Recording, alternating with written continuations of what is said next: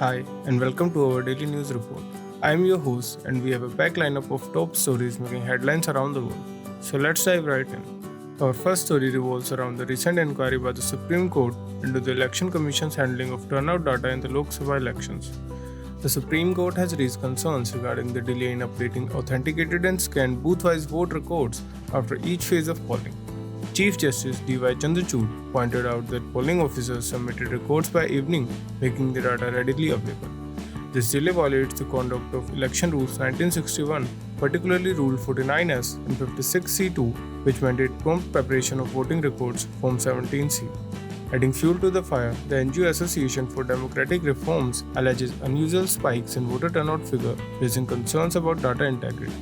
The EC, on the other hand, claims the application was intended to disrupt the general election, citing a recent Supreme Court judgment that extensively covered issues including Form 17C.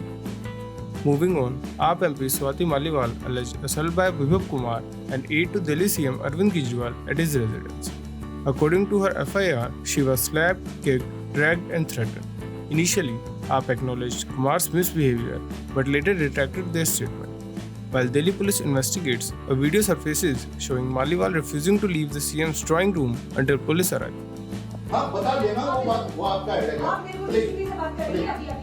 अभी करा रहे हैं आप आइए ना नहीं हम यहाँ नहीं कर सकते नहीं आप यही होगा जो करना है और तुम्हारी भी नौकरी खाऊंगी अगर मेरे को टच करो तो सभी तो कह रहे हैं हम बड़े रिक्वेस्ट कर रहे हैं मैंने अभी 112 पे कॉल कर दी है लेट द पुलिस का उसके बाद में बात करूँ तो पुलिस भी तो बाहर ही आएगी वो यहाँ तक नहीं आएंगी ना नहीं कुछ नहीं होगा आप अंदर ही आएगी जो प्लीज कम प्लीज हम रिक्वेस्ट कर रहे हैं हम तो रिक्वेस्ट कर रहे हैं आप पढ़े लिखे लोग हैं आपके साथ ऐसा थोड़ा ये गंजा साला प्लीज आप ऐसा ना बोलो. In response, AAP Minister Atishi has labelled the incident as a BJP conspiracy to defame the CM, citing the lack of physical assault signs in the video. In political news, tensions have risen between Prime Minister Narendra Modi and India Bloc leaders ahead of Mumbai polls.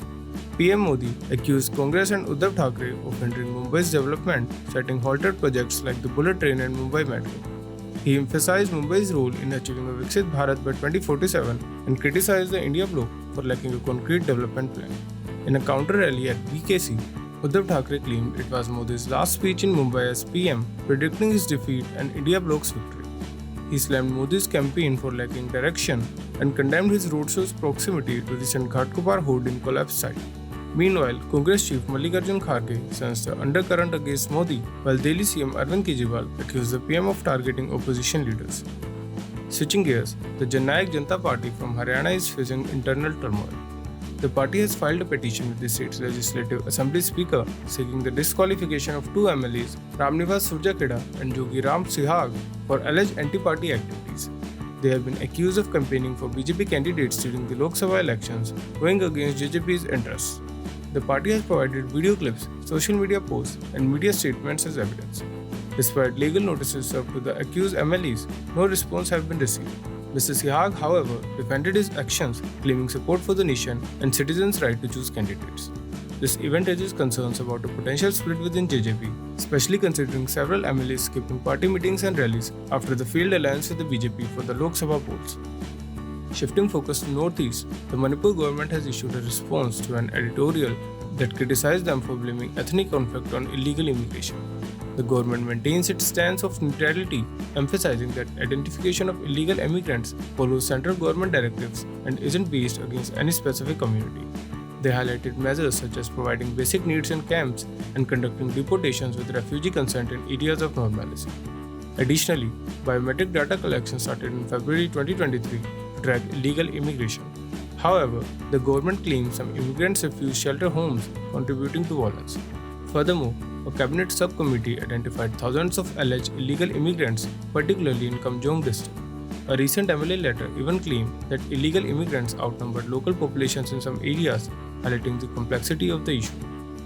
On the international front, efforts to bring an end to war in Ukraine are gaining momentum with an upcoming peace conference in Switzerland. However, a crucial player, India, remains uncertain about its participation. Despite not yet confirming attendance, the Swiss Foreign Secretary Alexander Fazel stresses the importance of India's presence, especially considering its membership in the BRICS group. Fazel highlights India's potential role as a mediator due to its diplomatic ties with both Russia and Western countries. The conference itself aims to establish a framework for future peace talks rather than proposing specific initiatives.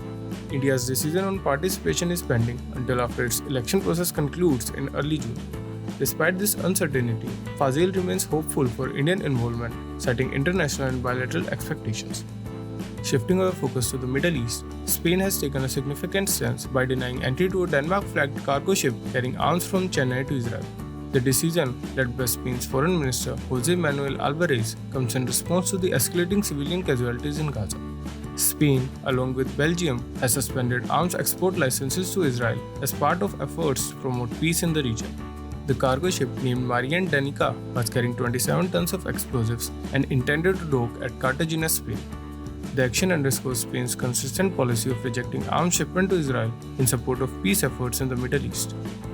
Meanwhile, amid ongoing conflict and border restrictions imposed by Israel, an aid operation has commenced in Gaza through a newly constructed US-built plane. The initiative aims to deliver up to 150 truckloads a day of much-needed supplies to the region, supplementing land deliveries hindered by the conflict. However, it's important to note that this Pier project is not a complete solution, as pre-war conditions saw over 500 truckloads of tea entering Gaza daily. Challenges facing the operation include threats from militant groups, logistical hurdles, and fuel shortages resulting from the Israeli blockade. Aid agencies report critical food and fuel shortages in Gaza, with a famine declared in the north by USAID and the World Food Programme. Turning our attention to Asia, Russian President Vladimir Putin recently concluded a 2-day visit to China, solidifying their strategic partnership and highlighting personal rapport with Chinese President Xi Jinping. The visit underscores these two major powers' desire to form an alternative to US global influence. Putin praised the growth of bilateral trade during his visit to the China-Russia Expo in Harbin, a city with historical ties to Russia. He described his talks with Xi as substantive, emphasizing the close working relationship between two leaders. Interestingly, the partnership was described as not directed against any specific country but focused on mutual development. The statement can be seen as an implicit criticism of Western opposition to the Moscow-Beijing relationship. Meanwhile, outgoing Taiwan Foreign Minister Joseph Wu has expressed concerns over China's threat to invade Taiwan and its attempts to alter the status quo. He highlights the cooperation between Russia and China in expanding their territorial reach and calls for democracies to counter military assertiveness in Europe and South China Sea. Finally, we head to Sri Lanka, where Adani Green Energy's wind project in Mannar and Punere districts is facing legal challenges in the Supreme Court.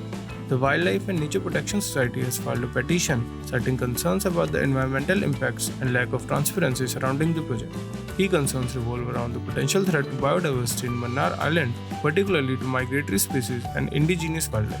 The transparency issues are due to the lack of disclosed details regarding the involvement of the Indian government in the project. The court will need to weigh the potential benefits of renewable energy generation against the risk posed to the local environment. And that concludes our coverage of today's global events. Stay tuned for more updates and don't forget to like, share and subscribe to our channel. This is Chronicle Daily signing off.